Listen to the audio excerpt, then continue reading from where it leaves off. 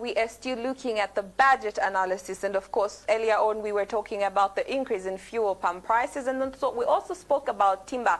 Now, to help us analyze the budget, we have Mrs. Leya Namonje Tembo in our studio to help us. Welcome to the show, ma'am. Thank you, and good morning. Good morning. Thank you for joining us on the Business Day. This is where we really talk about all things business.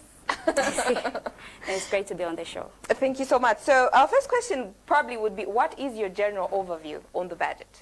Okay, I must say that this budget is one of the best that I've come across so far. And before, we actually were looking at it with anxiety, given the IMF extended credit facility. So we thought maybe it would come with austerity measures as well as budget cuts. But that hasn't been the case as it is. And even also speaking into the budget, the actual theme is stimulating economic growth for improved livelihoods. I think the budget has mainly touched on such sectors. Okay. And so going forward, I think it's one of the best budgets that we've had. And also looking at the measures that government has put in place, they've put across several macroeconomic objectives that seek to maximize the standard of living at the same time as also enabling a stable economic environment for the Zambian economy.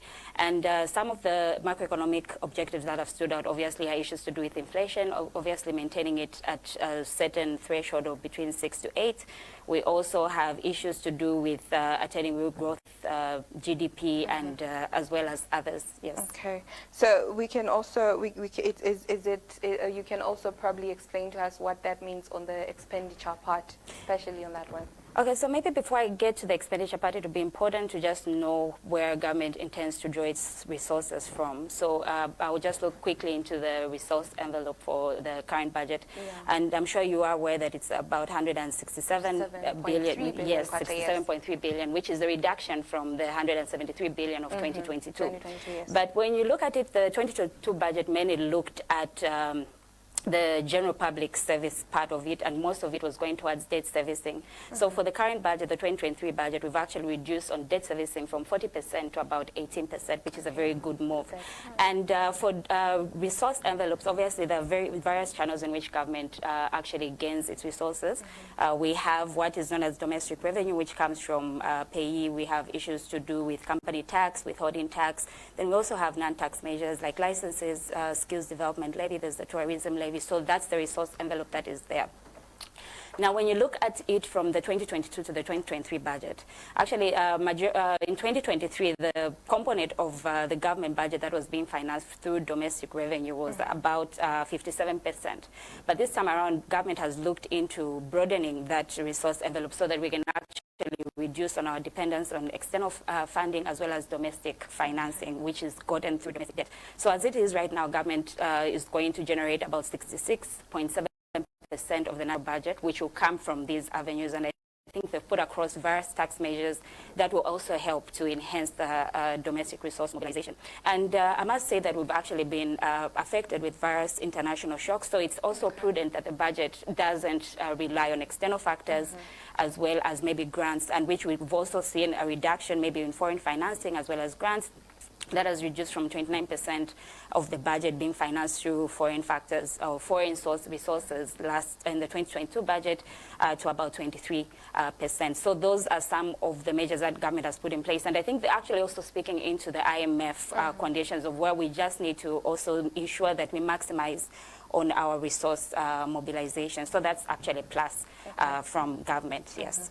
So what are the key major sectors that stood out in the budget? Okay, so for the key major sectors, for us mainly as policy monitoring, I think we're mainly biased towards our thematic areas. And maybe I'll just touch a bit looking at the budget spending with regards to international best practices. So what we've seen, Zambia is actually signatory to various international protocols. We have the Abuja declaration that looks at the issues to do with health. So for the national budget, 15% of that needs to be allocated towards the health sector. Yes. Then we also have the Maputo Declaration, where 10% has to be allocated towards agriculture. We have the Ancient Declaration, where 20% has to be allocated towards education. Then for social protection as well as water and sanitation, we actually have some ranges in which we do operate, like what is termed as international best practices. Yes. So now when we're looking at the first three, which is agriculture, health, as well as education, we have noted to say that we haven't met the required standard of budget allocation. For instance, in agriculture, it's about 6.7, and yet it's supposed to be 10%. Health is about 10.4. Initially, it's supposed to be 15%, the ideal, and as well as education is standing at 13.9, which is actually supposed to be at 20%. So now, as for us as PMRC doing this analysis, we did note to say that there are certain protocols that have been, we are short of meeting them, but there has been an increase with regards to the 2022 budget and the 2023 budget. So for education, for instance, it's increased, the budget allocation towards education has increased from 10.4% to about 13.9%. Then that of health has increased from 8% to about 10.4% of government funding, and agriculture from 3.7% to that of 6.7%. But for for the budget, in line with social protection as well as water and sanitation, we have been meeting international best practices, especially in social protection. And I actually think it's very key, even as we are trying to achieve the theme of our budget, it's very key that we also ensure that the most vulnerable in society is actually provided with social protection mechanisms to ensure that we improve on their welfare and their livelihoods. So for social protection in Zambia, it's actually one of the best practices that other countries actually use, because we have actually gone beyond the 3.5%, because we're now standing at about 4.9% of the budget. So that's also one of the scores that would have to put in terms of that, yes. Okay, so maybe just to, can you just give us what are the key measures when it comes to tax measures? Yes. Would you want to talk about that when it comes to the 2023 national budget? Okay, so for tax, there are several tax measures that were put in place, and I think for when you're looking at tax measures, the gains that the government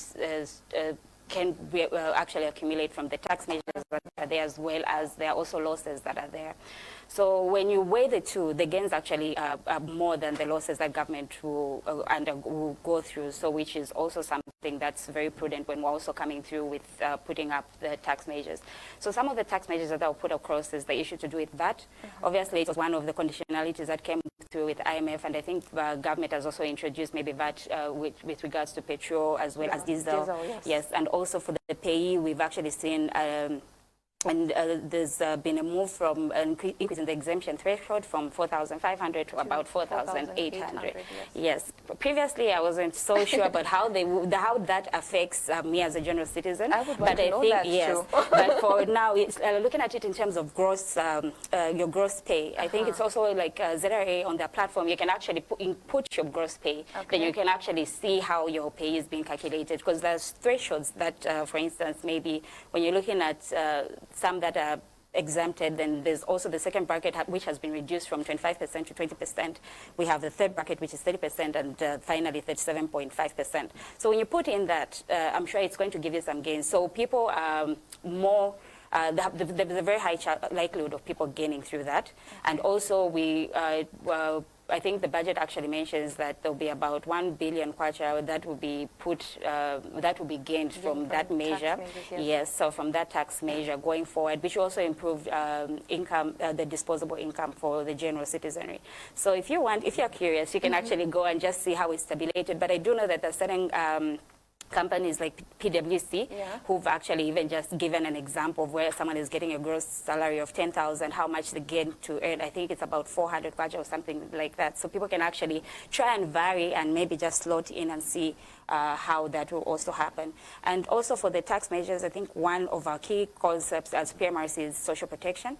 And we've also noted, even in our budget expectations, we had put across to say there's need to increase the tax credit for persons with disabilities. So when we're looking at tax credits, it's basically a deduction in the form of taxes that has been accrued by someone. So whatever they owe government, there's that deduction. So previously, the tax credit for persons with disabilities was at 500, but it has been increased to 600. So whatever taxes persons with disabilities have, they've got a discount of 600, which also speaks well in improving livelihoods, because they are at a greater risk than the people that are enabled. So we have to ensure that they are deeply incentivized. Okay, so 2023 budget policy, strategy and allocation under the 4 strategic development areas of the 8th National Development Plan. What's your take on that one? Okay, so for the 8th National Development Plan, it was recently launched, yes, and it's actually one of the roadmaps for us to achieve Vision 2030 of being a prosperous middle-income nation. We've had several national development plans, and this is the most current, which will run from 2022 to 2026. So under the 8th National Development Plan, there are 4 strategic areas that government is looking into. There's economic transformation and job creation. We've got issues to do with social and human development. We've also got issues of to do with environmental sustainability as well as good governance environment. So now when we're looking at agriculture, I think that's one of, under economic development as well as job creation, it's one of the drivers that government uses to transform the economic setup of the nation. Yeah. So we are pleased to note, like I mentioned earlier, to say there has been an increase in budget allocation compared to the 2023 to the 2022 to 2023 years. So some of that has actually gone towards the Farmers Input Support Program, which has now been changed to the Comprehensive Agriculture Support Program due to the challenges that were there. So it was actually mentioned in the 2022 budget that Zambia will actually, the government will actually embark on a comprehensive agriculture support program that will not only look at input delivery, but it also look at extension services, which are key. Looking also at the effects of climate change, I think it's very cardinal that we have extension workers that go through to small-scale farmers and also maybe just advise them on technical issues, on how best they can go about agriculture smart, climate smart agriculture. Then can also look at issues to do with market access as well as information access, maybe on where they can get financial facilities to help them with regards to that.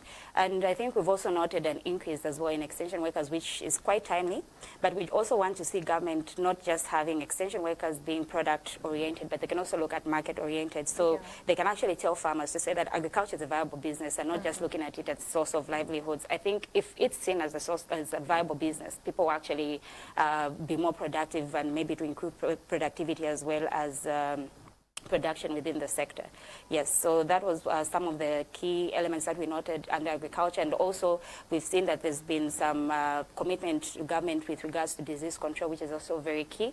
But one thing that we were hoping to note as well as PMRC is issues to do with research and development, because that's very cardinal. So if we could have adequate resources going towards research and development, we can actually see best practices on how we can improve our production. For instance, maybe just having a location-specific fertilizer, because you know the terrain in Eastern Province is different from Western Province. So if we do that research on soil management, maybe the experts on those areas could actually advise what would best suit those areas. So that's one of the aspect that we had looked at. Then for maybe just to touch a bit on tourism, I think tourism, the COVID-19 actually hit the tourism sector negative. It was one of the worst hit tourism sector, yes.